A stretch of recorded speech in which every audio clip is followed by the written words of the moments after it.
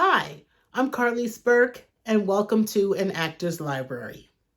Today, I would like to talk about this fantastic book by Julia Cameron, It's Never Too Late to Begin Again. I don't know how many of you remember a book called The Artist's Way back in the day, morning pages and artist dates and all of that. Well, I did The Artist's Way back in 1995. And recently, this has been such an interesting year. Oh my gosh. Oh, and we've all as the world, as members of this of humanity have gone through a pandemic that none of us have ever seen before. And that's life-changing, plus whatever else we're personally dealing with in our lives. But this book is like the artist's way for baby boomers, the artist's way for people who are entering into retirement.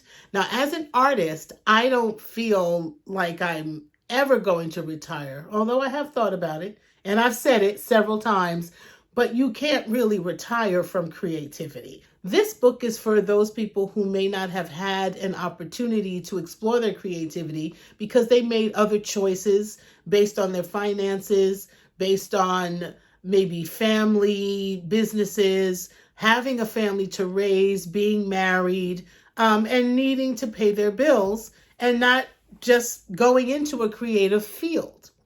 But now that they're retired from those jobs, they get to look at their lives in a more creative way and to pick up where they left off or pick up on something that was maybe just once a dream.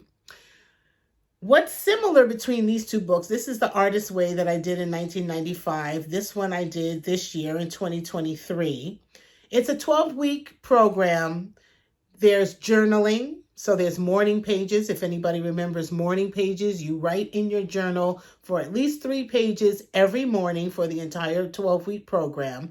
It could be venting. It could be a prayer. It could be a letter. It could be whatever you want to journal about. That's what you do every morning. There's an artist date where you take yourself on a creative date once a week. There's a walk that you take every week. You need to at least spend 20 minutes taking a walk.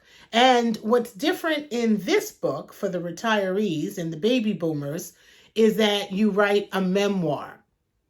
Every week you take your age, you divide it by 6 or 7, and in 6 or 7 year increments, there are prompts for us to write about where we were at that time in our lives.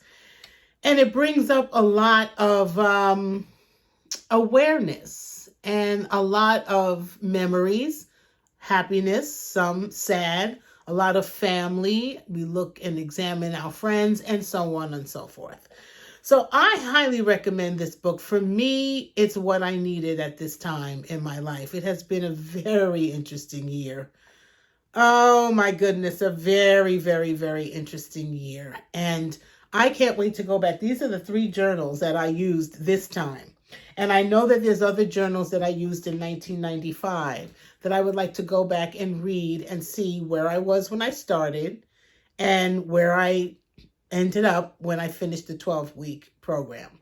So I highly recommend this book.